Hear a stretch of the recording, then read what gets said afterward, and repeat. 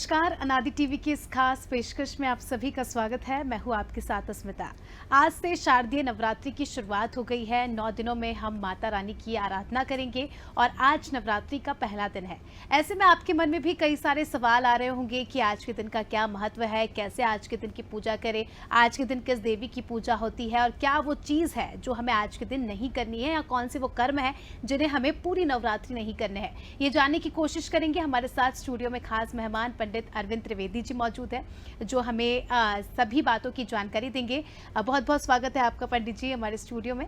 पंडित जी, आज से नवरात्रि की शुरुआत हो गई है, तो इस बार नवरात्रि कितनी खास है? क्योंकि हर बार हम सुनते हैं कि नवरात्रि जब आती है तो अलग अलग रूपों में आती है और अपने आप में उसका महत्व होता है, तो इस बार नवरात्रि में क्या खास है? जी नमस्कार, अनादि टीवी के सभी दर्शकों को शारदीय नवरात्र की बहुत बहुत शुभकामनाएं। और देखिए, अब शरद ऋतु आ गई है और शरद ऋतु माने मन को प्रसन्न करने वाली ऋतु, जिसमें हर चीज़ शीतलता होती है। और शरद पूर्णिमा अपने आप में बहुत बड़ी बात है। और इस बार नवरात्रि बहुत सुंदर तरीके से माँ जगतजननी आपके घर में पधार रही हैं। जैसा हम सभी जानते हैं कि नवरात्रि 4 होती हैं। पहले तो चैत्र नवरात्रि होती है, जहाँ से हमारे वर्ष की शुरुआत होती है। जी।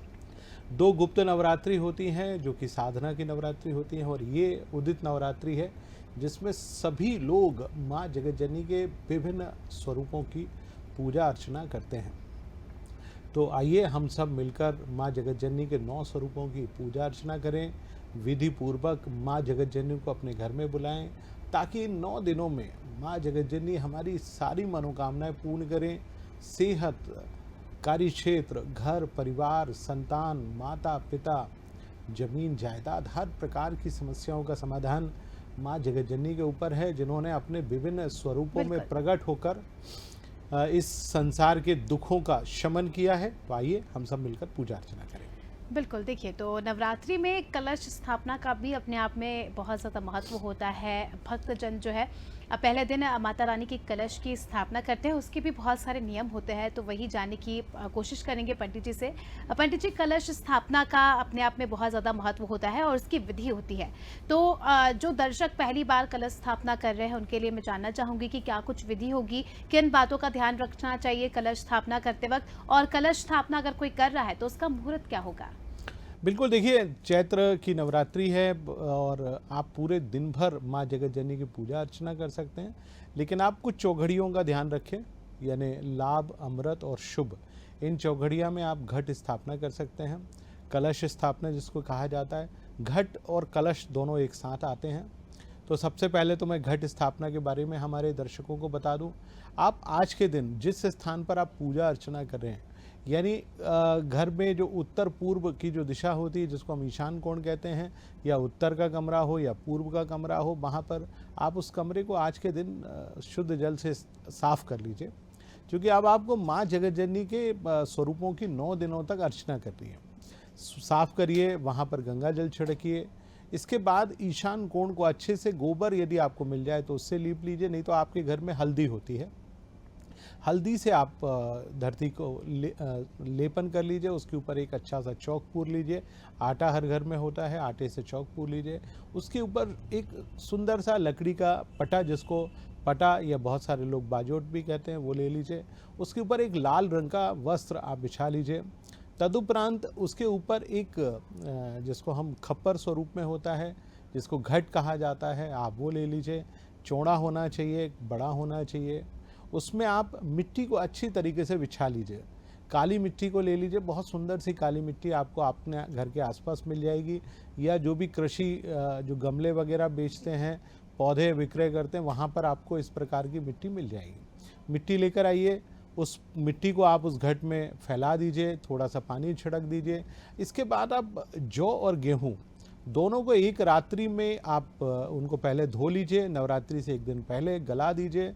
तदुपरांत आप इस घट पे, मिट्टी पे आप पूरा जौ और गेहूं को बिछा दीजिए। अच्छे से लेयर बिछाइए, उसके ऊपर थोड़ी सी मिट्टी बिछा दीजिए। तदुपरांत आपके पास स्टील का कलश हो, तांबे का कलश हो, चांदी का कलश हो, बहुत सारे लोगों के घर में पीतल और स्वर्ण का भी कलश होता है। तो जो कलश आपके पास हो, यदि कोई भी नहीं हो तो आप मिट्टी का छोटा सा घड़ा कलश के स्वरूप में मिल जाता है, आप वो भी ला सकते हैं। पान के 5 पत्ते या आम के 5 पत्ते आप उसके ऊपर लगा सकते हैं। तदुपरांत पत्ते लगाने के बाद उसके ऊपर श्रीफल यानी नारियल आप उसके ऊपर रखिए। उसमें 3 जो आटी या जिसको कलावा कहते हैं 3 धागे आप बांधिए, जिसको हम ब्रह्मा विष्णु और महेश का स्वरूप देते हैं। इसके अलावा कलश के ऊपर भी हम लोग 3 धागे बांधते हैं, जिनको हम ब्रह्मा विष्णु महेश के स्वरूप में ही लेते हैं। उसमें थोड़ा सा जल भर दीजिए, उसमें एक सुपारी और थोड़ी सी दक्षिणा डाल दीजिए, थोड़े से चावल डाल दीजिए, जरा सा फूल डाल दीजिए। तदुपरांत आप उसके ऊपर श्रीफल यानी नारियल रख दीजिए।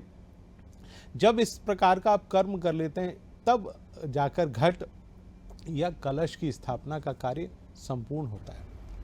तो देखिए, पंडित जी ने हमें एक तरीका बताया, हम कह सकते हैं विधि बताई, जिसके ज़रिए हम जो है कलश स्थापना कर सकते हैं। आप भी इन तमाम बातों को ध्यान में रखें और जब भी कलश स्थापना करें इसी विधि के साथ करें, जिससे जो है बिना किसी गलती से आपसे बहुत अच्छे से जो है कलश स्थापना होगी और माता रानी आपके घर परिवार की रक्षा एक घट स्वरूप में आकर करेंगी। पंडित जी, आज पहला दिन है नवरात्रि का, तो मैं जानना चाहूँगी कि आज हम देवी के कौन से रूप की पूजा करते हैं, और मैं ये भी चाहूँगी कि आप देवी के उस रूप को भी हमारे दर्शकों को बताएं। बिल्कुल, देखिए आज माँ जगज्जननी के हम प्रथम स्वरूप यानी शैलपुत्री की पूजा अर्चना करते हैं। शैल का मतलब होता है पर्वत, और पर्वतराज हिमावन की पुत्री थी माँ शैलपुत्री, जिनको पार्वती भी कहा गया। उनके जन्म की बहुत सुंदर सी कथा है जो हमारे सभी दर्शकों को जानना बेहद आवश्यक है। देखिए, माँ पिछले जन्म में सती के स्वरूप में थी, भगवान शिव से उनका विवाह हुआ था। उनके पिता थे प्रजापति दक्ष। वो अपने जामाता यानी भगवान शिव को कभी भी पसंद नहीं करते थे, जो कि वो चाहते थे कि उनकी पुत्री सती का विवाह भगवान विष्णु से हो, लेकिन भगवान विष्णु उनको अपनी बहन के स्वरूप में मानते थे। इसके पीछे का कारण ये था कि सती हर जन्म में भगवान शिव की पत्नी रही, लेकिन हर बार उनकी मृत्यु हो जाती थी।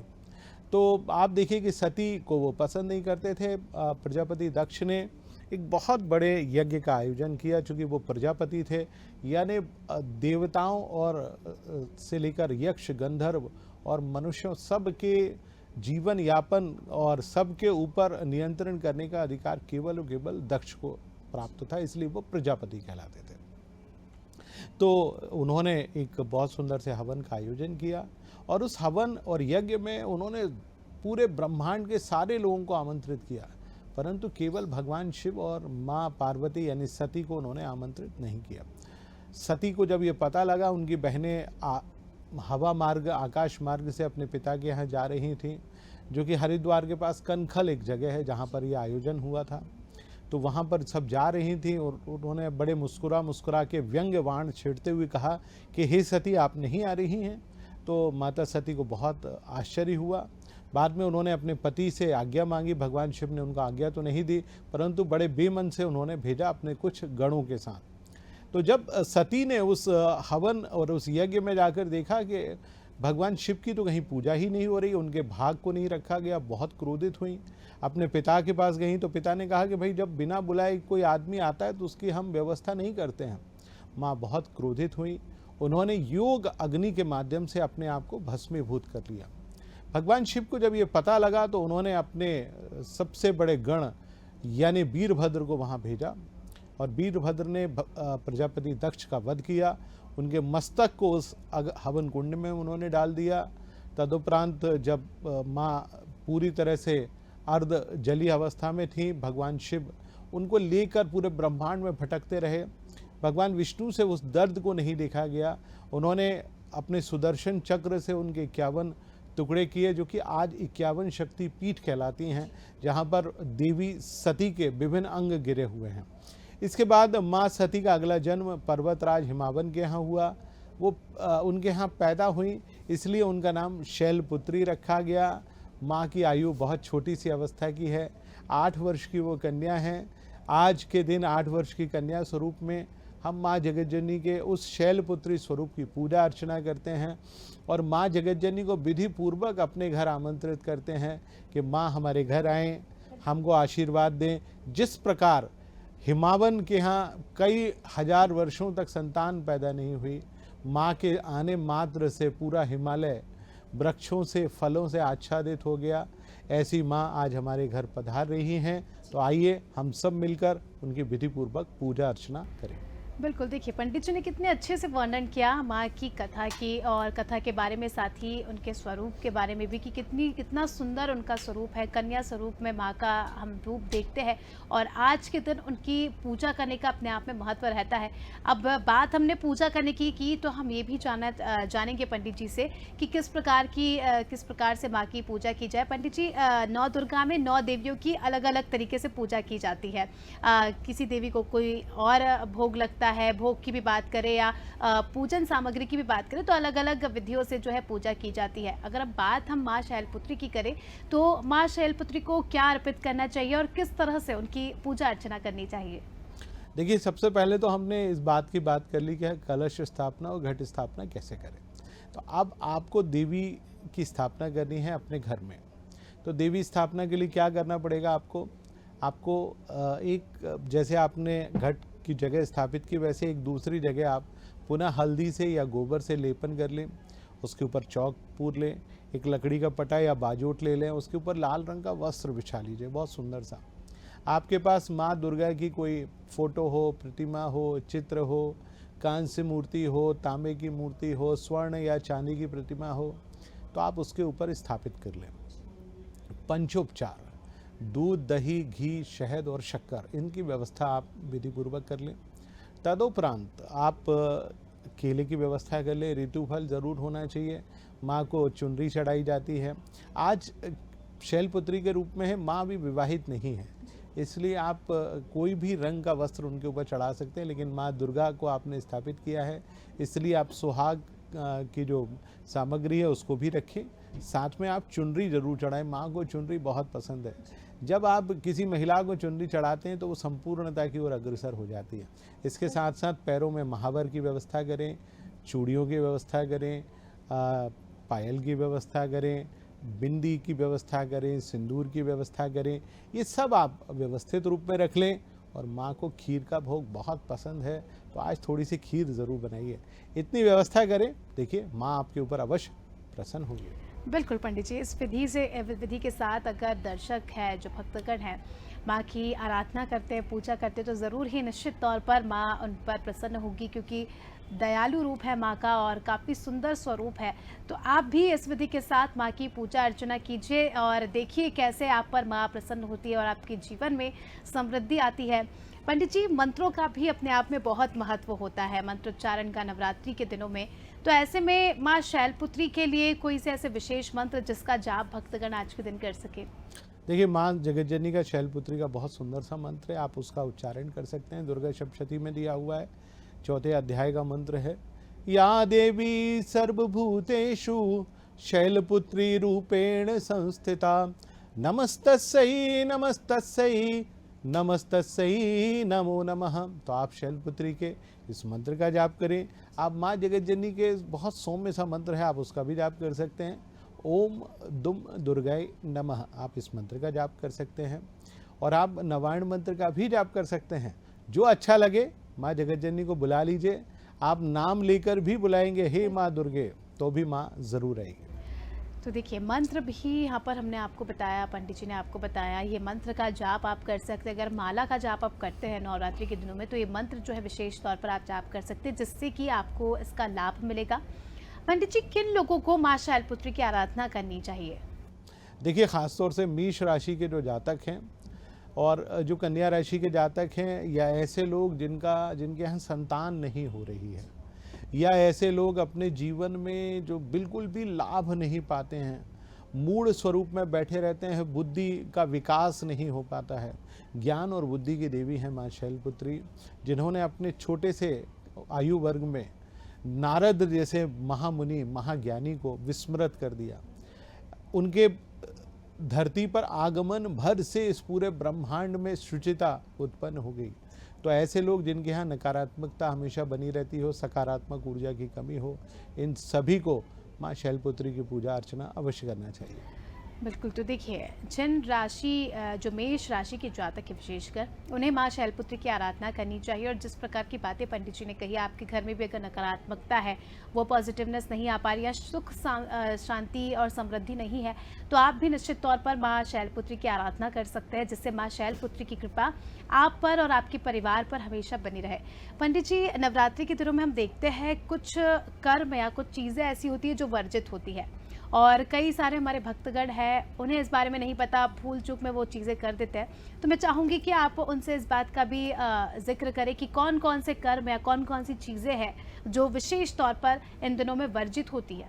देखिए, सबसे पहली चीज़ जो वर्जित है, आपको मांस, मदिरा, लहसुन, प्याज, अंडा इत्यादि का सेवन, और ख़ास तौर से यदि आप मदिरा का सेवन नियमित रूप से करते हैं या कोई भी नशे की वस्तु का आप इस्तेमाल करते हैं, तो बहुत विनम्र अनुरोध है, बहुत सात्विक दिन है, माँ जगतजननी के निमित्त आप छोड़ दीजिए।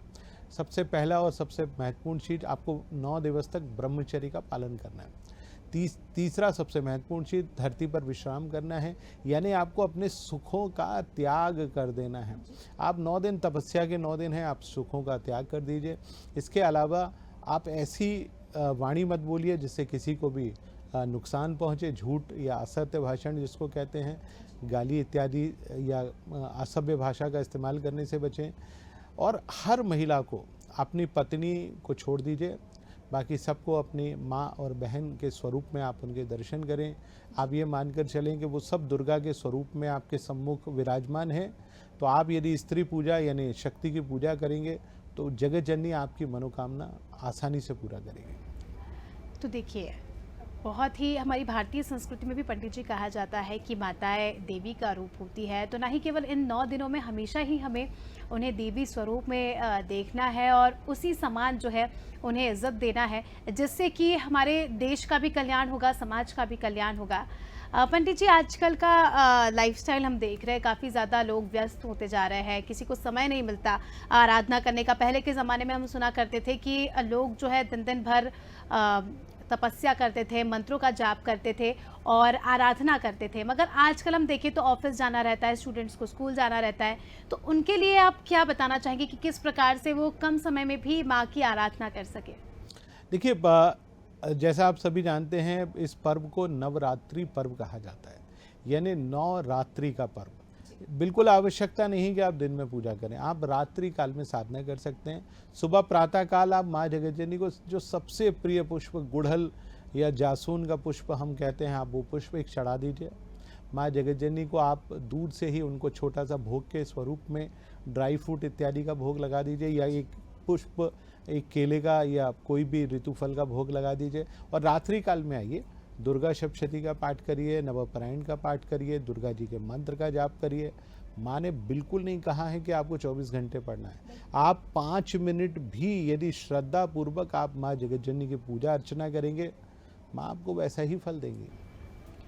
तो देखिए, अगर आपका जीवन भी व्यस्त है, लाइफस्टाइल व्यस्त है, ऑफिस जाने वाले आप लोग हैं और ये शिकायत होती है अक्सर कि हमारे पास समय नहीं होता, तो पंडित जी ने बहुत अच्छी बात कही है कि आप अगर नवरात्रि में देवी का नाम ले लेंगे, मात्र एक पुष्प भी चढ़ा देंगे, तो उससे आपको बहुत फ़ायदा होगा, क्योंकि सच्ची श्रद्धा, सच्ची भक्ति जो है हृदय से ही होती है। तो आप हृदय से भी अगर माँ को याद कर लेंगे तो आपको ये सारी चीज़ें करने की आवश्यकता नहीं होगी। पंडित जी, नवरात्रि के दिनों में बहुत से भक्तगण फलाहार भी करते हैं और उपवास रखते हैं 9 दिन तक, और अलग अलग तरीके के उपवास होते हैं। तो मैं चाहूँगी कि आप उपवास के बारे में बताएं, किन्हें उपवास रखना चाहिए, किन्हें नहीं रखना चाहिए, और अगर कोई भक्तगण उपवास रख रहा है तो उसे किस प्रकार का फलाहार लेना चाहिए? बिल्कुल, देखिए, उपवास कुछ लोगों को नहीं रखा जाता, जैसे बच्चे हैं, वृद्ध यानी बूढ़े व्यक्ति हैं, या ऐसे लोग जो कि डायबिटीज़ या शुगर के पेशेंट हैं, या ऐसे लोग जिनको ब्लड प्रेशर की शिकायत है, हार्ट के मरीज हैं, या जिनके शरीर में बहुत सारी बीमारियां हैं। देखिए, उनको कतई उपवास रखने की आवश्यकता नहीं है। यदि इन सब से आप अलग हैं तो आपको ज़रूर रखना चाहिए। देखिए, उपवास का तात्पर्य होता है कि आपको सबसे पहला उपवास का जो नियम होता है, प्रातःकाल आपको वचनबद्ध होना पड़ेगा कि आपको ब्रह्मचर्य का पालन करना पड़ेगा। प्रातःकाल आपको वचनबद्ध होना पड़ेगा कि आपको एक अन्न का सेवन करना है। अन्न का सेवन नहीं किया जाता, माने एक फल का सेवन आपको करना है, यानी कोई भी एक फल होता है जिसको फल का आहार हम लोग कहते हैं। तो एक फल का आहार कर लें। आप यदि शरीर में क्षमता नहीं है तो आप दिन में 2 या 3 बार भी फल का आहार कर सकते हैं। माने हम इसको फल आहार कहते हैं, फलाहार जिसको कहते हैं। इसका तात्पर्य ये कतई नहीं है कि हम सुबह भी साबूदाने की खिचड़ी खा रहे हैं, दोपहर में भी खा रहे हैं और तीनों टाइम साबूदाना खा रहे हैं, तो उससे थोड़ा बचिएगा। गरिष्ठ भोजन मत करिए, चूँकि ऋतु परिवर्तन हो रहा है। ऋतु परिवर्तन के कारण ही हमारे ऋषि मुनियों ने व्रत और उपवास की महिमा को बताया है कि 9 दिन तक आप अगली ऋतु के लिए अपने शरीर को तैयार करें, ताकि आप 4 महीने उस शीत ऋतु का सामना कर सकें। जी, तो देखिए वैज्ञानिक तौर पर भी अपने आप में उपवास और फलाहार का महत्व होता है। जैसे कि पंडित जी ने जिक्र किया कि ऋतु परिवर्तित होती है, उस हिसाब से हमारा शरीर भी परिवर्तन के लिए तैयार हो जाए, उसके लिए हम 9 दिन का एक हम कह सकते हैं कि समय देते हैं अपने शरीर को, जिससे हम दूसरी ऋतु में जाने के लिए और जो भोजन का एक सिस्टम होता है वो भी चेंज हो जाता है, तो उसके लिए हम अपने आप को तैयार कर सके। पंडित जी, नवरात्रि रात का त्यौहार माना जाता है, जैसे कि नाम में ही इसका जिक्र होता है 9 दिनों की रात्रि। तो ऐसे में रात्रि में भी विशेष तौर पर कई जगहों पर पूजा होती है, तो अगर कोई भक्तजन रात को पूजा करना चाहे तो वो कैसे कर सकता है और किन बातों का रात्रि की पूजा में उसे ध्यान देना होगा? देखिए, सबसे महत्वपूर्ण चीज़ नवरात्रि है। रात्रि माने शाम को 8 बजे से सुबह 5 बजे तक जो भी व्यक्ति साधना कर सकता है।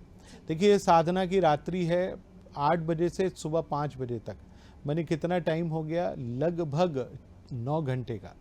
9 घंटे माने 9 दिन। मंगल का अंक, पूर्ण का अंक, रात्रि काल में साधना करना, ये हमारा जो ब्रह्म रंध्र है ये रात्रि काल में जागृत हो जाता है। यहाँ से उस परमात्मा से सीधा संपर्क, हमारे संबंध निश्चित हो जाता है और हम पूजा करते हैं, मंत्र का जाप करते हैं, दुर्गा सप्तशती पढ़ते हैं, इत्यादि पढ़ते हैं, तो उससे वो ईश्वर बेहद प्रसन्न होता है।